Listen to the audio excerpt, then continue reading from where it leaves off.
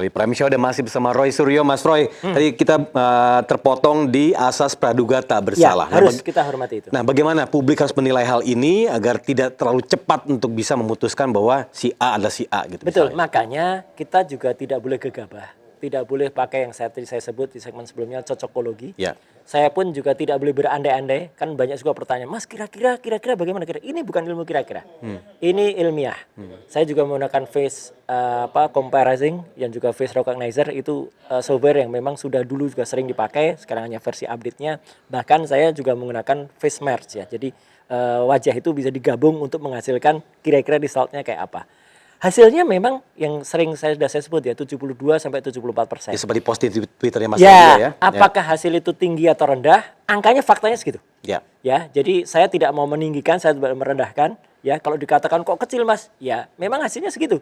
Tapi kalau dikatakan itu sudah besar, memang besar. Tapi sebenarnya memang akan lebih mantap lagi kalau hasilnya itu di atas 85% atau di atas 90%. Cuman saya tadi juga bilang bahwa wajah dari artis ini, GA ini, dari dulu ketika dia menang Idol itu sampai dengan sekarang pun banyak mengalami perubahan, Mas. Pendewasaannya bisa misalnya ya. Ya, kemarin saya juga sebut ada perbedaan pipi ya. Tapi meskipun ada ciri khas di tahi lalat itu tidak berubah ya, ada tetap di situ. Tapi juga bentuk dari alis yang dia mungkin sudah disulam dan lain sebagainya itu berbeda. Ya. Dia sendiri dulu dengan sekarang pun kalau dimasukkan software itu uniknya tidak sampai 100% juga, bahkan 90% pun kurang. Ya. Nah, jadi artinya saya harus sampaikan apa adanya. Faktanya begitu. Nah, hanya saja yang menarik adalah fakta ini sudah cukup andai kata ini akan dijadikan petunjuk atau alat bukti di dalam sikap dari penyidikan dari Polda Metro. Ya, Oke. gitu. Karena ini sudah clear. Nah, dengan kasus ini, bagaimana publik juga harus menjaga dirinya, terutama bagi orang yang suka mengoleksi foto misalnya, Persis. ataupun tujuan-tujuan lainnya yang sifatnya private gitu ya, Ya, personal. persis. Apalagi kita sekarang mengalami yang namanya penundaan pengesahan Undang-Undang RUU PDP, Perlindungan Data Pribadi. Ya. Dulu ketika saya masih di Senayan, di DPR, sebenarnya sudah kita masukkan sampai ke prolegnas, program legislasi nasional.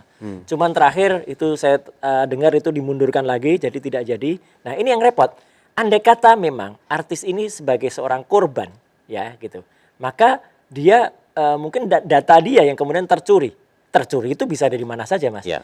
Mungkin kita nggak sengaja menyimpan data itu dengan mudahnya di Google Drive ya atau di cloud gitu. Atau kita lagi servis handphone kita di tempat handphone atau kita lagi upgrade handphone kita, kemudian dengan alasan takut kalau nanti datanya hilang, si penjual handphone dia menyedot semuanya, dia mengcopy data itu. Kemudian sih sering terjadi ya. Selalu harus begitu, memang prosedurnya begitu. Nah, jadi setelah itu dikembalikan ke handphone itu, tapi setelah pulang, nah dia mulai ngulik-ngulik itu, ketemulah foto-foto itu. Nah, kalau itu yang terjadi, berarti memang kerugian ada pada korban kita. Ya. Kecuali pada kasus beberapa tahun yang lalu, ketika ada seorang artis laki-laki A dengan LM dan CT, dia memang yang mengkopikan file-file dari communicator waktu itu ke komputer di Sanggar, dan orang yang namanya jabatannya adalah sound engineer yang ada di Sanggar Band itulah yang menyebarkan. Jadi ini dia selaku pelaku penyebar juga. Tapi kalau dia memang korban, ya menurut saya sekali lagi sebaiknya yang bersangkutan lapor ke kepolisian supaya dikejar siapa yang mengedarkan. Baik, Mas Roy, terima kasih. Dan kita saksikan dulu tayangan yang berikutnya, yaitu dalam bermedia sosial jarimu adalah harimaumu, yang apa saja bisa menerkammu, karena itu bijaklah dalam bermedia sosial. Jejak digital tidak akan pernah hilang. Untuk di ranah media sosial, seandainya saya sudah ikut-ikutan, misalnya ikut-ikutan mengupload konten video, lalu kemudian saya hapus. Apakah itu juga nanti akan kedetek, Pak, oleh polisi? Nah, ini menarik nih, kalau di Twitter misalnya ya, di Twitter, Mbak ngupload, kemudian menghapus, data itu masih ada. Bahkan dipakai tool Donomprint tuh sudah lewat terhapus itu masih dikasih sama si Twitter. Jadi nggak sepenuhnya terhapus. Sering saya punya data ketika cek di Twitter sudah nggak ada, tapi ada di server saya.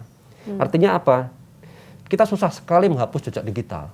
Jadi kalau begitu kita upload itu sudah forever, nggak mungkin di delete lagi. Apalagi masuk di media sosial ya udah susah sekali. Kalau misalnya kita hapus, mungkin orang lain sudah pernah meng-capture. Kalau telat sedikit lagi sudah nyebar ke sana kemari. Kalau udah nyebar udah nggak mungkin, itu udah punyanya publik.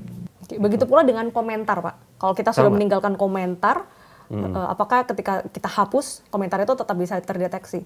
Nah, kalau udah Twitter bisa. Kalau di Facebook, ya dia masih ada lognya. Cuma Facebook itu buat orang seperti saya yang memonitor, kalau udah terhapus kita nggak bisa dapat gitu. Ya. Tetapi yang menjadi masalah kan ada orang yang screenshot. Itu yang Nah, berikutnya. kalau sudah di screenshot, udah kemana-mana, udah nggak bisa itu dihapus. Instagram mungkin Pak lagi Sama. ramai juga. Instagram apalagi kan, ketika orang bisa repost, kemudian ketika ini sifatnya kontroversial, dihapus, ya, suka ada. Sering kan kita lihat, ini filenya sudah dihapus, ternyata masih ada ini. Orang ada yang punya rekamannya, screenshot. Pemirsa, banyak orang masih saja menjadikan perempuan sebagai objek sekaligus kambing hitam. Ketubuhan dan privasi perempuan dibuat seperti serangan yang kendalinya dilakukan oleh sang penyebar video. Tidak ada yang keliru ketika konten porno atau konten privasi dibuat untuk kepentingan diri sendiri. Namun, interpretasi setiap orang berbeda dalam ruang privat maupun ruang publik. Berhati-hatilah setiap membuat konten yang mengarah ke pornografi dan yang lebih utama, bijaklah bermedia sosial.